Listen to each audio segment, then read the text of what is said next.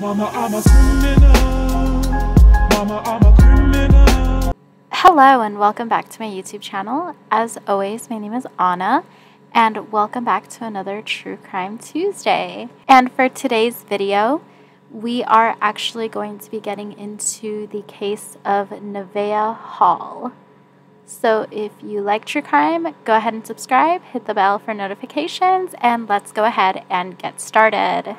In 2016, Nevaeh Hall was a beautiful little 4-year-old girl. She was filled with joy, cuteness, and just like every other little girl, happiness. She lived in Texas with her family, and in January of 2016, she had to go to the dentist to get her teeth capped. Now, getting your teeth capped is just a fancy word for saying that she needed to get crownings on her teeth. So on January 7th of 2016, Nevaeh and her mom, and I believe her dad as well, they all go as a family to Diamond Dentistry, which is located in Houston, Texas. Dr. Bethaniel Jefferson was her dentist that she was going to see that day. Now, normally a tooth capping in total time can take anywhere between 2 to 4 hours.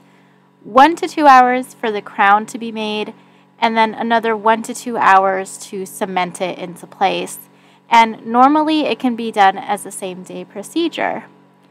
Me, myself, personally, when I was young, I had so many dental procedures done to me, and almost all of them were same day. I believe like the only time that I ever had to go again, like on a different day, was because they couldn't get it all done in one session. And I would say I would probably normally never lasted more than maybe 3 hours in the dentist chair. But nonetheless, this is pretty much what Nevaeh's mom, Carissa, thought it would be. Well, the thing is when Nevaeh and her mom got to the dentist and Nevaeh was taken back without her mom and was starting to be given medication to be numbed so that they can actually start the procedure, that again normally takes 4 hours maximum.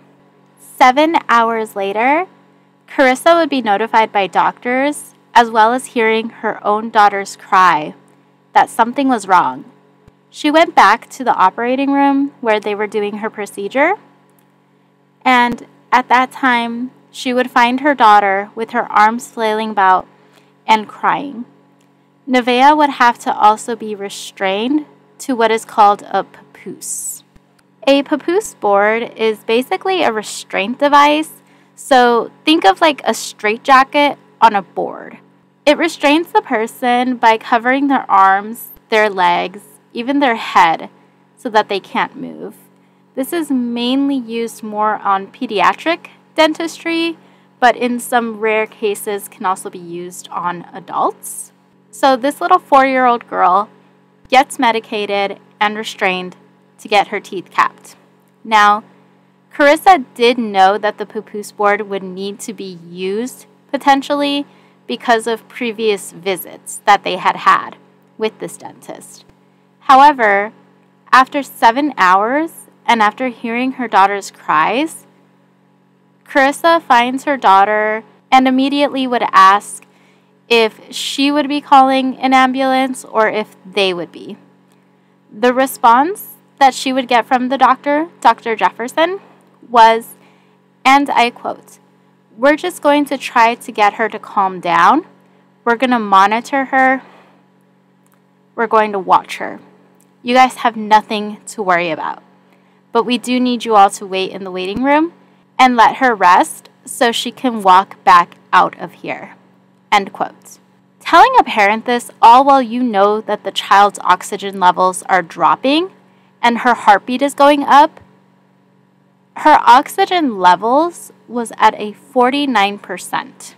Her heartbeat was 195 beats per minute, and her blood pressure was 168/77. The audacity of this doctor to say that we're just going to keep watching her after knowing all of this. I can't. Over the 7 hours she was there, Nevaeh would be given over 7 different sedation medications.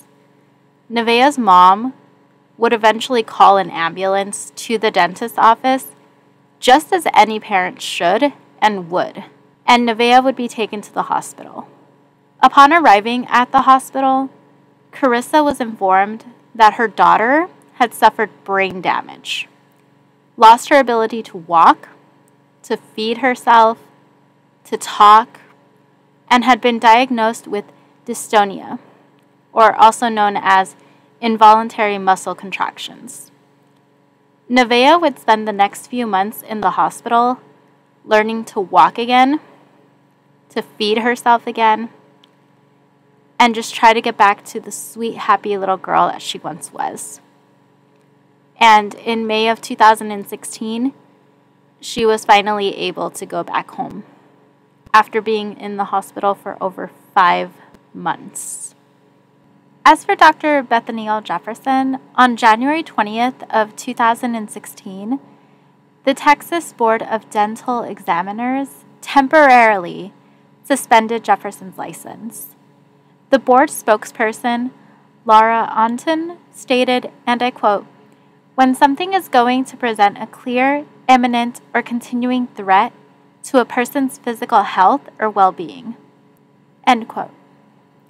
Jefferson, being licensed since 2003, had previous complaints filed against her, but still kept her license and was just simply fined and had to take educational courses. Once in 2005, for failing to notate vital signs in a patient's chart, she was fined $1,000 and required to take 3 hours of continuing educational courses for risk management and record keeping.